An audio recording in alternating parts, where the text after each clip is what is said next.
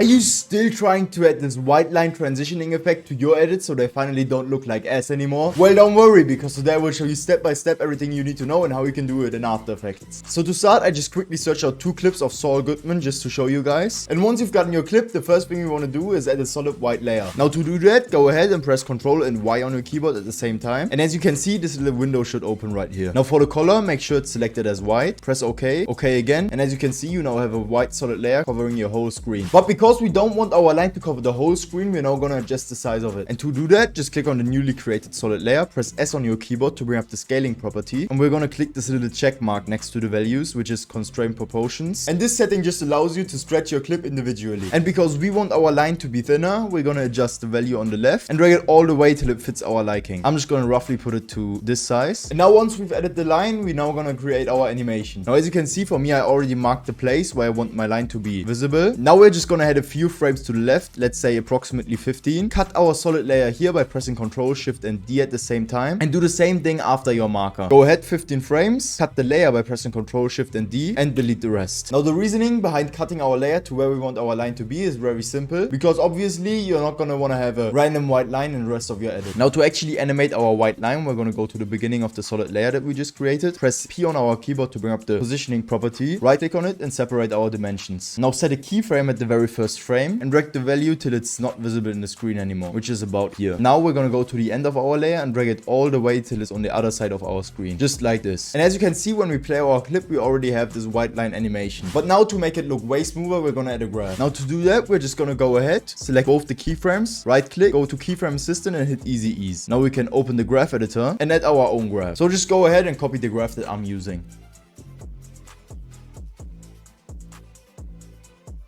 Once you're done, your graph should look something like this. As always, don't be afraid to change the graph so you can find the best look for your edits. Now we're gonna add some motion blur to make it look way smoother when crossing our screen. To do that, just head to the left and click this little motion blur icon. And as you can see, when we play it now, it's way more smooth. Now the last and most important step is gonna be adding a good color correction. As you can see, adding a good color correction can increase the quality of your edits immensely. If you wanna get the exact coloring that I use in my edits to boost the quality to the top, make sure to check out the first link in the description, because I'm running a huge 70% off sale on my shop right now. You can get my presets for way cheaper. This is a limited offer, so make sure to not miss out on your opportunity to become the best. Now once that's done, you're good to go. You can now render your edit. And if you like this video, make sure to like, subscribe and leave a comment down below telling me what tutorial you want to see next. As I said, don't miss out on the offer in my shop right now, and join my Discord. We're a huge community of editors. You can just ask me questions or get in touch with me. That's it. Thank you for watching and see you next time.